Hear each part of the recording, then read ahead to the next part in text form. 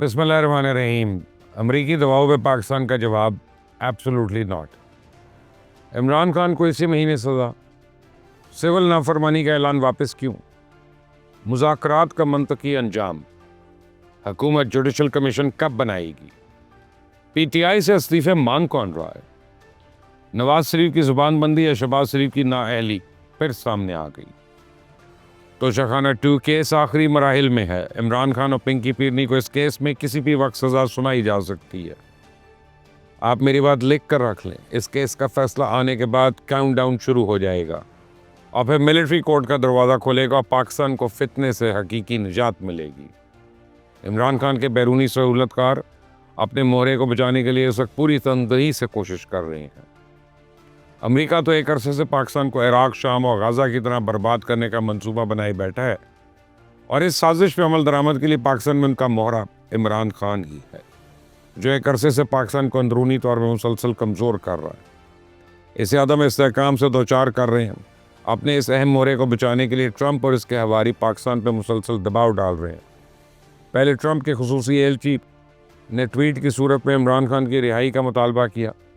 उस वक्त ट्रंप के करीबी साथी मैट गेट्स ने भी यही मुतालबा दोहराया। कल जॉन जेम्स ने 26 नवंबर के वाक़यात पे हुकूमत पाकिस्तान को मोहर का इल्ज़ाम ठहरा दिया और आज अमेरिकन कांग्रेस से पाकिस्तान कॉकस के सरबराह टॉम सुजाजी ने अपना दौरा इस्लामाबाद मुलतवी कर दिया।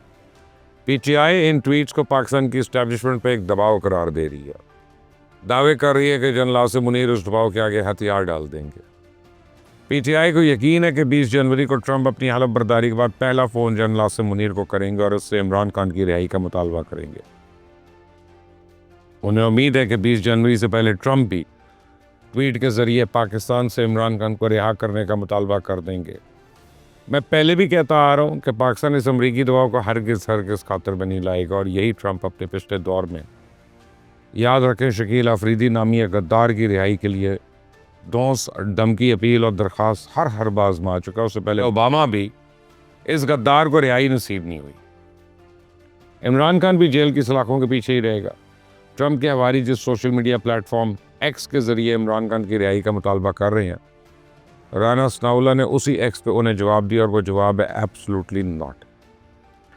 ट्रंप ने भी ओहदा संभालने के बाद अगर ऐसा को मुतालबा किया, इसको भी जवाब में एब्सोल्युटली नॉट ही सुनने को मिलेगा। तो ये इंतशारी टोला ट्रंप के आने से पहले लाशें गिराने में तो नाकाम रहा, लेकिन अब उन्होंने यू टर्न लेके हुकूमत को इंगेज रखने की पॉलिसी अपना ली है। इमरान खान ने सिविल नाफरमानी की तहरीक शुरू करने का ऐलान तो वापस लिया, लेकिन 26 नवंबर के वाक़यात पर जुडिशल कमीशन के क़याम और अपनी रिहाई के मुतालबे से वो दस्तबरदार नहीं हो रहा। इसी तरह बैरिस्टर गौर और असद कैसर हुकूमत को मुज़ाकरात के पैगाम तो भिजवा रहे हैं, लेकिन उसी हुकूमत पर इल्ज़ाम भी आयद कर रहे हैं कि इनके अराकीन असम्बली को इस्तीफ़े देने पर मजबूर किया जा रहा है।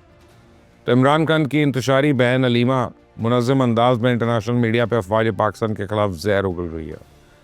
कल भी उसने American television channel sky news से बात करते हुए इल्ज़ाम आयद किया कि 26 नवंबर को स्नाइपर्स ने 79 वर्कर्स पर गोली चलाई। मुझे हैरत है इस बात की, हुकूमत अलीमा खान की इस जहर फिशानी का नोटिस क्यों नहीं ले रही है। अलीमा खान को क्यों बुलाकर नहीं पूछती कि आप किस बुनियाद पर इल्ज़ाम आयद कर रही हैं, कहाँ है सबूत, कहाँ हैं लाशें, कहाँ हैं ज़ख्मी। इस हुकूमत के वज़ीर, मुशीर और सलाहकार तो अभी तक असद कैसर को ये नहीं समझा सके कि हज़ूर आपके अरकान असम्बली को इस्तीफ़ा ही नहीं मांग रहा, बल्कि वो तो आपकी अपनी हरकतों की वजह से तंग आई हुए हैं और आपके साथ मज़ीद चलने पर तैयार नहीं है। इन मुज़ाकरात में ना तो हुकूमत संजीदा है, ना ही पीटीआई को इसमें कोई दिलचस्पी है। इस्टेब्लिशमेंट को भी इससे कोई सरोकार नहीं, तो फिर इस बातचीत का नतीजा क्या निकलेगा सबको पता है। पीटीआई सिर्फ ये चाहती है कि इसे ट्रंप के आने तक संभलने के लिए थोड़ा वक्त मिल जाए, लेकिन मेरी चुड़ैल मुझे बता रही है कि इमरान खान ने ट्रंप से जो उम्मीदें वाबस्ता कर रखी हैं वो कभी पूरी नहीं होंगी। उसे 9 मई का हिसाब देना होगा। 50 रुपए के स्टैम्प पेपर पे अब कोई रिहाई नहीं होगी। इमरान खान को अडियाला से बनी काला शिफ्ट होने के लिए वीडियो रिकॉर्डिंग कराना होगी। इसे एनआरओ उसी वक्त मिलेगा जब वो कैमरे के सामने डील का एतराफ़ करेगा, क्योंकि कागज़ पेंसिल के ज़माने कब के जा चुके हैं।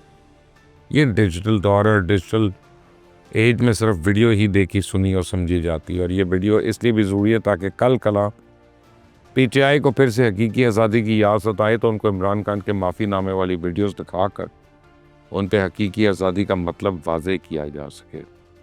एक ज़माना था जो नवाज शरीफ भी इनकलाबी थे, वोट को इज्जत दो का नारा लगाया करते थे। जनरल बाजवा, जनरल फैज़ हमीद को सरेआम ललकारा करते थे, लेकिन अब एक अरसा हुआ मुकम्मल खामोश हैं।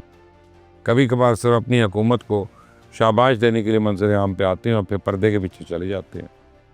तो पाकिस्तान की सियासी बिसात पर चल क्या रहा है? लगता है इससे उन्हें अब कोई सरोकार नहीं। वो लंदन में तो जाती उम्रा जाने के लिए रोज़ दरबार लगा के प्लानिंग किया करते थे, ज़ाती और सियासी दोस्तों के साथ सलाह मशवरा किया करते थे, लेकिन जब से वो जाती उम्रा पहुँचे हैं तब से उन्होंने सियासी मेलजोल इंतहाई महदूद कर दिया। सरदार मेहताब अब्बासी और पीर साबिर शाह रूठे, शाहिद खाकान अब्बासी, दानियाल अजीज़ गए, ख्वाजा साद रफ़ीक ने चुप साध ली, लेकिन खुर्रम दस्तगीर ने बाकायदा मीडिया पे शिकवा शिकायत शुरू कर दिया। उसके बावजूद अभी तक उनको जाती उम्रा का बुलावा नहीं आया। वोट की क्या इज्जत होती है? कम से कम खुर्रम दस्तगीर को उसका बखूबी अंदाज़ा हो गया होगा। शहबाज शरीफ और उनकी हुकूमत वैसे तो दिन रात महंगाई में कमी के दावे करती नहीं थकती, लेकिन उन्हें महंगाई से पिसे अवाम से ज़रा भी हमदर्दी नहीं है। अब उन्होंने गैस की कीमतें बढ़ा दी हैं, पेट्रोल की कीमतें बरकरार रख के इस हुकूमत ने हम पे जो एहसान किया है, गैस महंगी करके वो हिसाब बराबर कर दिया। न जाने ये हुक्मरान कब पाकिस्तान के गरीब अवाम पे रहम करेंगे, कब इनको रिलीफ देने के लिए कोई हकीकी इक़दाम करेंगे, कब इनके नज़दीक इंसानी जान की कोई कीमत होगी। गैर कानूनी तरीके से यूरोप दाखिल होने की कोशिश के दौरान हर साल कई पाकिस्तान में जान गंवा बैठते हैं, लेकिन मजाल है किसी हुकूमत के कान पे कोई जू रेंगी हो। अब चंद रोज़ पहले किश्ती हादसे में 5 पाकिस्तानी जान से गए।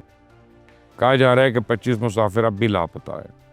उन लापता मुसाफिरों में कितने पाकिस्तानी हैं, हमारे दफ्तर खारजा अभी तक उसे ला इल्म है। हमारे वज़ीर आज़म ने इंसानी स्मगलर्स के खिलाफ कार्रवाई का हुक्म सादर करके अपनी जिम्मेदारी पूरी कर दी है। चाहिए तो था ना कि वज़ीर आज़म DGFIA को बुलाते, उनसे बासपुस करते, जिम्मेदारान अफसरान को मुअत्तल करते, उन्हें करार वाकई सज़ा देते, लेकिन होगा क्या? फिर वही क्रैकडाउन, गुजरांवाला, गुजरात, मंडी, बहाउद्दीन से फिर दर्जनों इंसानी स्मगलर पकड़ लेंगे और कुछ अरसे के बाद सभी छूट जाएंगे। बहती गंगा में सब हाथ धोएंगे, FIA वाले भी और इंसानी स्मगलर भी। कुछ अरसे के बाद ये धंधा फिर भरपूर तरीके से ज़ोर शोर से शुरू हो जाएगा। अफसोस है इस बात का कि पार्लियामेंट भी इस वाक़े पे मुकम्मल खामोश है। वहाँ पर भी किसी को तौफीक नहीं हुई कि वो DGFIA को बुलाकर पूछे कि आप कर क्या रहे हैं, आखिर कब तक बेरोज़गारी से तंग हमारे नौजवान यूरोप के समुद्रों में डूबते रहेंगे? आखिर कब तक? इन मौत के प्रकारों को कौन रोकेगा? कमेंट में अपनी राय दीजिएगा, वीडियो को सब्सक्राइब करिएगा, बेल आइकॉन को प्रेस करिएगा। अंटिल द नेक्स्ट टाइम, अल्लाह हाफ़िज़।